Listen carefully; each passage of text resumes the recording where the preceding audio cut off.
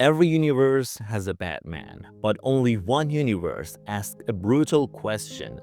What if Bruce Wayne never had money? What if he didn't inherit a manor or a legacy or even a mansion? What if he was just a kid from a working class block in Gotham and the world broke him anyway?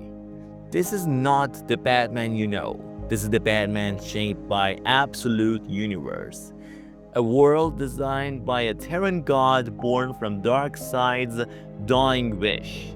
And in episode 2, we are stepping into the life of the man who became its Dark Knight. By the way, we covered episode 1, how did we get to Absolute Universe? You can check it out right here. A Batman without privilege, a Batman without myth, a Batman who had to earn every piece of symbol he wears. This is Absolute Batman. Bruce Wayne in this universe isn't a billionaire heir. He is 24-year-old, a civil engineer, and a product of working-class Gotham. A city that feels less like a Gothic kingdom and more like a collapsing political war zone. His childhood is defined not by wealth, but by community. He grows up surrounded by real neighbors, real friends. And by the way, if you don't know why he's not rich, because his father chose to become a teacher, not a doctor. Now let's talk about his friends, kids whose names will echo through Gotham in complicated ways. Selena, Ozzy, Eddie, and Wayne. Childhood friends who will one day become legends or monsters. His parents' death is still tragic, but it happens in a way that's painfully ordinary. No pearls, no opera, no billionaire headlines. This Gotham doesn't kill symbols, it swallows people. And that's why his origin is more human than ever. So let's talk about it.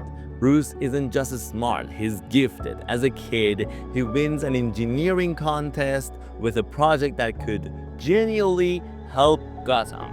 He's celebrated publicly, and that's when the zoo tragedy hits. A public event, a collapse, chaos, panic, people die, people Bruce knows. And suddenly, Bruce realizes something brutal. Gotham doesn't need a symbol. It needs a guardian. Now.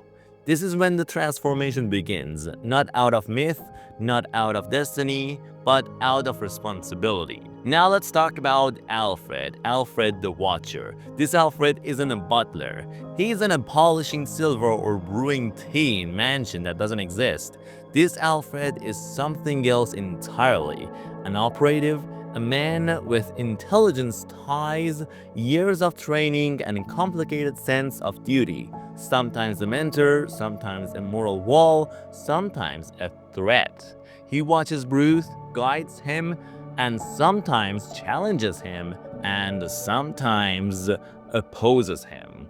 He doesn't raise Batman, he shapes him. Bruce's first vigilante costume isn't bad, it's a nightmare. A vampire-like creature made of whatever material he could find and build to repurpose it. Claws, fangs, a mask that looks more like a monster than a symbol. Because Bruce isn't trying to inspire anyone, he's trying to scare the hell out of Gotham predators. Over time, the monster suit evolves, the silhouette becomes more like pointed, more winged, less creature, more myth. And slowly, almost accidentally, he becomes the Bat. Not because he needs a symbol, but because Gotham needs something more than a man. Now let's talk about his tools, because he's not a billionaire, his tools are unique. Absolute Batman is an engineer first, so he doesn't throw money at problems, he solves them. Every tool he carries is handmade, brutal, functional, and designed for real street combat. And the Batmobile? Not a tank, not a jet, not a $1 billion trophy. It's a street-engineered machine.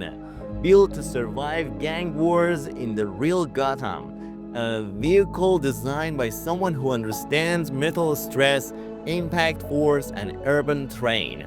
His emblem sometimes doubles as a weapon. His gadgets look like tools repurposed into weapons. This Batman feels industrial, real, and dangerous. Now, we talked about his friends, but there are some things that you have to know about them. Bruce's childhood crew wasn't wealthy elites. They were neighborhood kids who grew up into Gotham's most ionic rogues.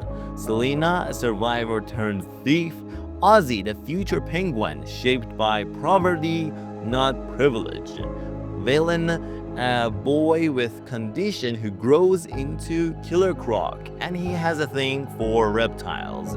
Eddie, clever, insecure, always craving attention, eventually becomes the Riddler, but not the way you think.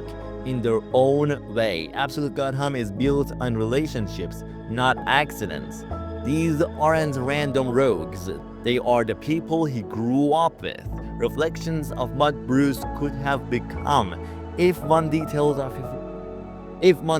of his life had gone differently. Now let's talk about the gang in Gotham.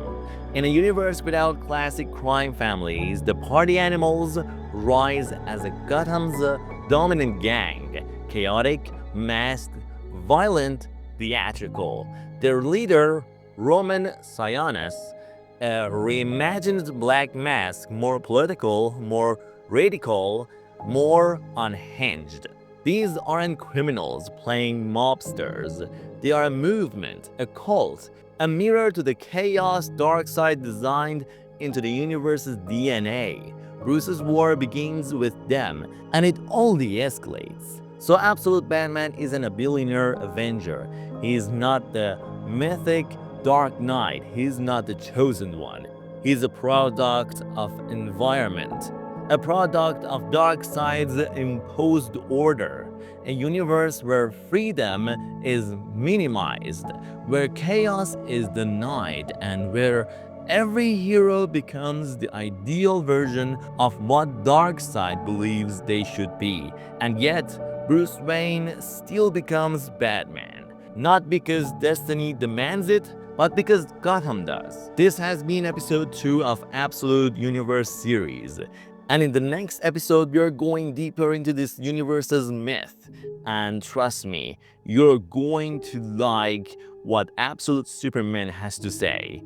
Thank you for watching. This is Ali from Hey Jetset, and I'll see you in episode 3.